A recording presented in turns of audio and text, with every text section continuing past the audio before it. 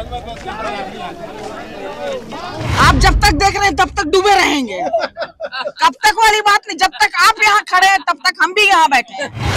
होश में आओ, होश में आओ। क्या आपको लगता है कक्का जिंदा है? नहीं, जिंदा नहीं है। नहीं किसी से भीख मांगते। लगभग 5000 कर्मचारियों को टर्मिनेशन और सस्पेंशन किया गया है। शासन ने ये हथेली पे थोड़ा सा जल लिया था, हमने तो पूरा समुंदर ले लिया है।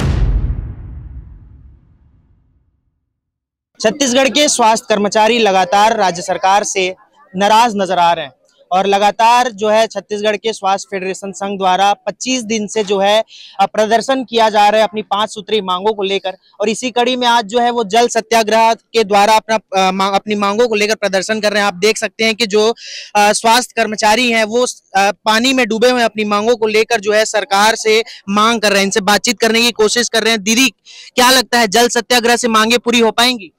देखिए, शासन ने ये हथेली पे थोड़ा सा जल लिया था, हमने तो पूरा समुंदर ले लिया है और उन्हें करना ही पड़ेगा। हमारी मांग वाजिब है और शासन ने भी माना है कि वाजिब है, पर वो चर्चा के लिए क्यों नहीं बुला रहे हैं वो हम नहीं जानते।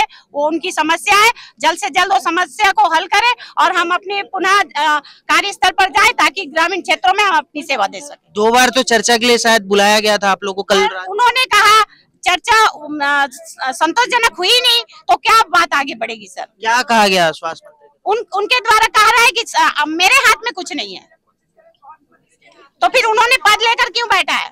अगर वो हमारे स्वास्थ्य मंत्री हैं, हमारे लिए पहल करें, हमारे मुख्यमंत्री से चर्चा कराएं तो बात होगी ना। बात करा ही नहीं रहे तो बात आगे कहाँ बढ़ेगी? सर, ये जल सत्याग्रह करने का क्या उद्देश्य?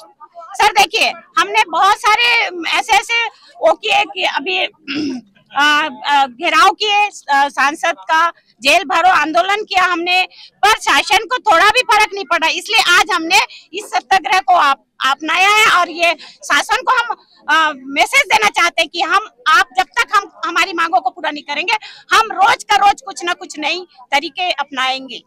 कब तक पानी में आप लोग डूबे रहेंगे? देखिए सर, आप जब तक देख रहे हैं तब तक डूबे रहेंगे। कब तक वाली बात नहीं, जब तक आप यहाँ खड़े हैं तब तक हम भी यहाँ बैठे हैं। ठीक है, जब आप चले जाएंगे तो हम भी चले जाएंगे।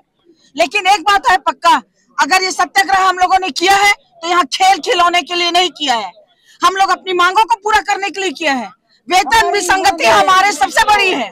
सर, आज यहाँ 12-12 कैडर के लोग इकट्ठा है, यहाँ खेल खेलने के लिए नहीं आए हैं, बल्कि भूपेश सरकार से हम मांगने आए हैं। और वो ये कहती थी कि कक्का अभी जिंदा है। क्या आपको लगता है कक्का जिंदा है? नहीं, जिंदा नहीं है। किसी को लगता है कक्का जिंदा है? नहीं है। मेरे को नहीं लगता कि कक्का जिंदा है। कक्का किसानों के लिए जिंदा है, कक्का पटवारियों के लिए जिंदा है, कक्का तहसीलदार के लिए जिंदा है, स्वास्थ्य वर्ग के लिए जिंदा नहीं है।